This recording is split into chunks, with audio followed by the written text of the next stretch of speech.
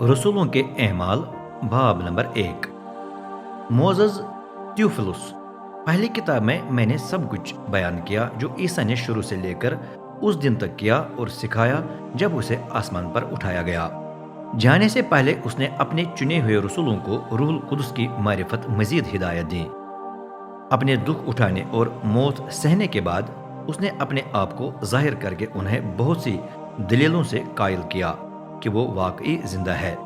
वो 40 दिन के दौरान उन पर जाहिर होता और उन्हें खुदा की बादशाही के बारे में बताता रहा।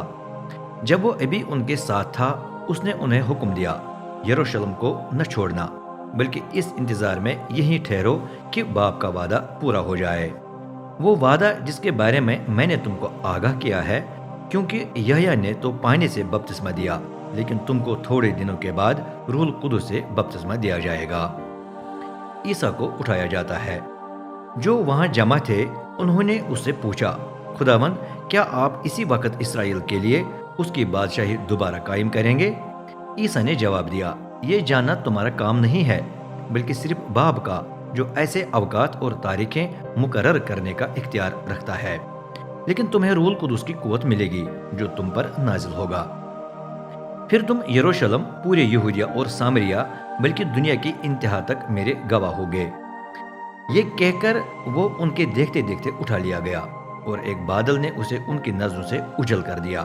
वो अभी आसमान की तरफ देख ही रहे थे कि अचानक दो आदमी उनके पास आ खड़े हुए। दोनों सफेद लिबास पहने हुए थे। उन्होंने कहा, गलील के मर्दों, आप क्यों खड़े आसमान की तरफ देख रहे हैं? यही ईसा जिसे आपके पास से आसमान पर उठाया गया है उसी तरह वापस आएगा जिस तरह आपने उसे ऊपर जाते हुए देखा है।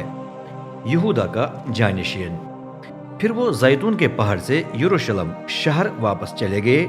ये पहाड़ शहर से तकरीबन 1 मील दूर है। वहां पहुंचकर वो उस बालाखाने में दाखिल हुए जिसमें वो ठहरे हुए थे, यानी पतरस, यूहन्ना, याकूब और इंद्रियास, फिलिप्पुस और तोमा, बरतुल्माई और मती, याकूब बिन हल्फी, शमऊन मुजाहिद और यहूदा बिन याकूब। ये सब यकदिल होकर दुआ में लगे रहे। कुछ औरतें ईसा की मां मरियम और उसके भाई भी साथ थे। उन दिनों में पतरस बाहियों में खड़ा हुआ। उस वक्त तकरीबन 120 लोग जमा थे।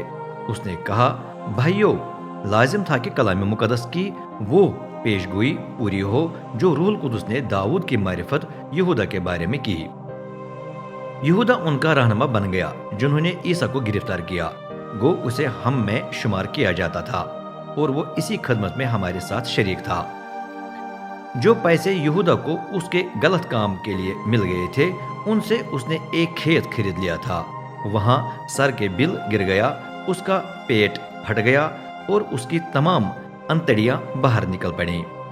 इसका चर्चा यरूशलेम के तमाम बाशिंदों में फैल गया, इसलिए ये खेत उनकी मादरी जबान में हकलदमा के नाम से मशहूर हुआ, जिसका मतलब है खून का खेत। पतरस ने अपनी बात जारी रखी, यही बात ज़बूर की किताब में लिखी है, इसकी रिहाइशगाह सुनसान हो जाए, कोई उसमें आबाद न हो। यह भी लिखा है, कोई और उसकी जिम्मेदारी उठाए। चनाचे अब जरूरी है कि हम यहूदा की जगह किसी और को चुन लें। यह शख्स उन मर्दों में से एक हो जो उस पूरे वक्त के दौरान हमारे साथ सफर करते रहे जब खुदावंद ईसा हमारे साथ था, यानी उसके यहया के हाथ से बपतिस्मा लेने से लेकर उस वक्त तक जब उसे हमारे पास से उठाया गया। लाजिम है कि उनमें से एक हमारे साथ ईसा के जी उठने का गवाह हो।